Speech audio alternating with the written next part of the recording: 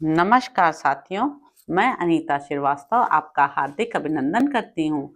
श्रीमद् वाल्मीकि रामायण में आज का प्रसंग है यज्ञों द्वारा मेघनाद की सफलता, विभीषण का रावण को पर स्त्री हरण के दोष बताना, कुंभीनसी को आश्वासन दे मधु को साथ ले रावण का देवलोक पर आक्रमण करना, खर को राक्षसों की भयंकर सेना देकर और बहन को धीरज बंधाकर रावण बहुत ही प्रसन्न और स्वच्छचित्त हो गया।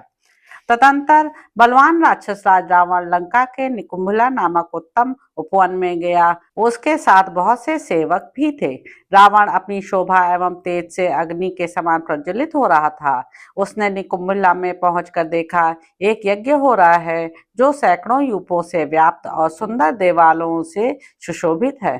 फिर वहां उसने अपने पुत्र मेघनाथ को देखा जो काला मृगचम पहने हुए तथा कमंडलू, शिखा और ध्वज धारण किए बड़ा भयंकर जान पड़ता था। उसके पास पहुंचकर लंकेश्वर ने अपनी भुजाओं द्वारा उसका आलिंगन किया और पूछा, बेटा यह क्या कर रहे हो, ठीक ठीक बताओ।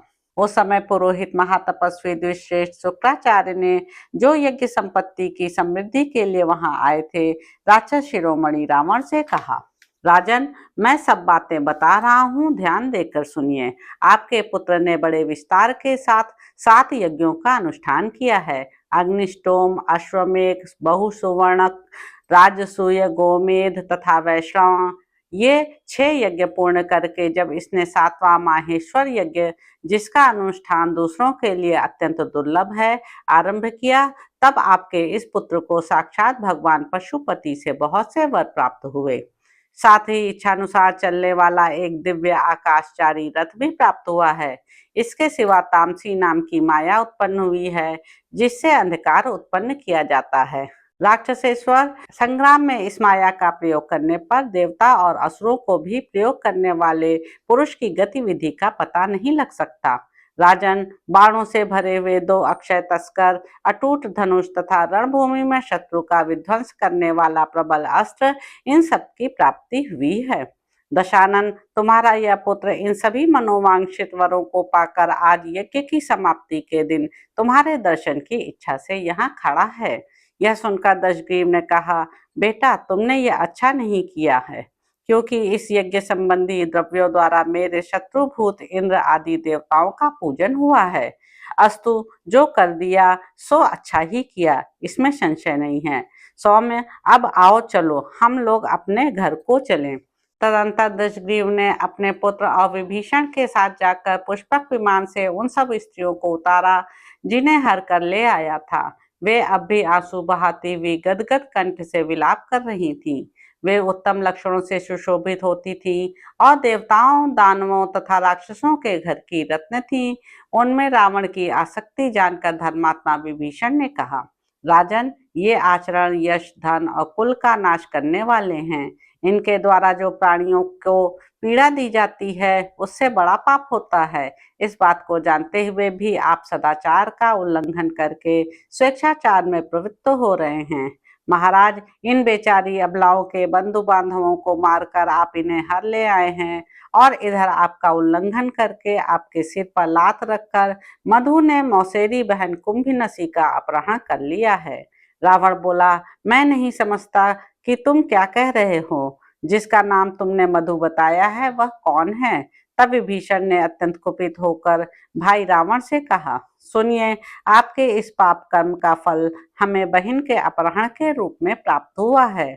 हमारे नाना सुमाली के जो बड़े भाई माल्यवान नाम से विख्यात बुद्धिमान और बड़े बूढ़े निशाचर हैं, वे हमारी माता कैकसी के ताऊ हैं। इसी नाते वे हम लोगों के भी बड़े नाना हैं। उनकी पुत्री अनला हमारी मौसी हैं, उन्हीं की पुत्री कुंभीनसी हैं। हमारी मौसी अलना की बेटी होने से ही यह कुंभीनसी हम सब भाइयों की धर्मतः बहन होती है।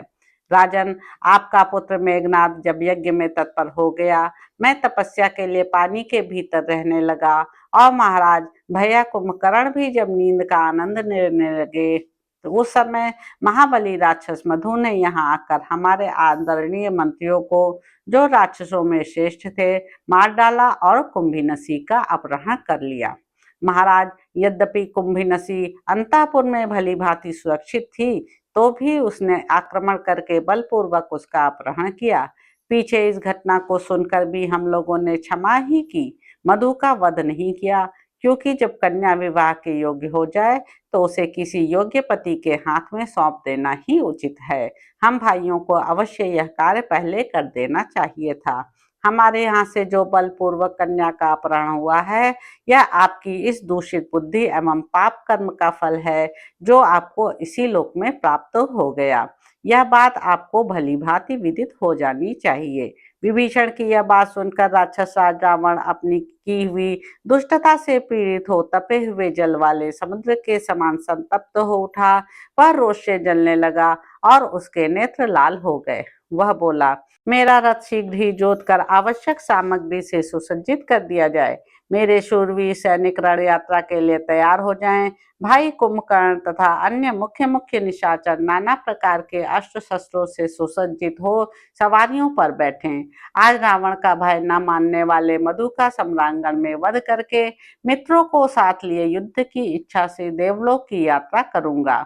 रावण की आज्ञा से युद्ध में उत्साह रखने वाले श्रेष्ठ राक्षसों की 4000 अक्षौहिणी सेना नाना प्रकार के अस्त्र शस्त्र लिए शीघ्र लंका से बाहर निकली।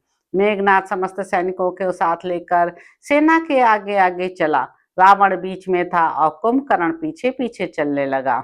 विभीषण धर्मात्मा थे, इसलिए वे लंका में ही रहकर धर्म का आचरण करने लगे। से सभी महाभाग निशाचर मधुपुर की ओर चल दिए। गधे, ऊंट, घोड़े, शिशुमार और बड़े बड़े नाग आदि दीप्तिमान वाहनों पर आरूढ़ हो सब राक्षस आकाश को अवकाश रहित करते हुए चले। रावण को देवलोक पर आक्रमण करते देख सैकड़ों दैत्य भी उसके पीछे पीछे चले, जिनका देवताओं के साथ वैर बंध गया था। मधुपुर में पहुंचकर दशमुख रावण ने वहां कुंभीनसी को तो देखा, किंतु मधु का दर्शन उसे नहीं हुआ। उस समय कुंभीनसी ने भयभीत हो हाथ जोड़कर राक्षस राज के चरणों पर मस्तक रख दिया।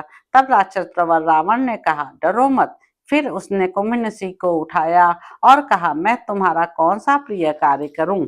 वह बोली, दूसरों को मान देने वाले राक्षस राज महाबाहो, यदि आप मुझ पर प्रसन्न हैं तो आज यहाँ मेरे पति का वध न कीजिए, क्योंकि कुलवधुओं के लिए वैधव्य के समान दूसरा कोई भय नहीं बताया जाता है। वैधव्य ही नारी के लिए सबसे बड़ा भय और सबसे महान संकट है। राजेंद्र, आप सत्यवादी हूँ, अपनी बात सच्ची करें। मैं आपसे पति के जीवन की भीख मांगती हूँ। आप मुझ दुखिया बहन की ओर देखिए, मुझ पर कृपा कीजिए। महाराज, आपने स्वयं भी मुझे आश्वासन देते हुए कहा था कि डरो मत, अतः अपनी उसी बात की लाज रखिए। यह सुनकर रावण प्रसन्न हो गया।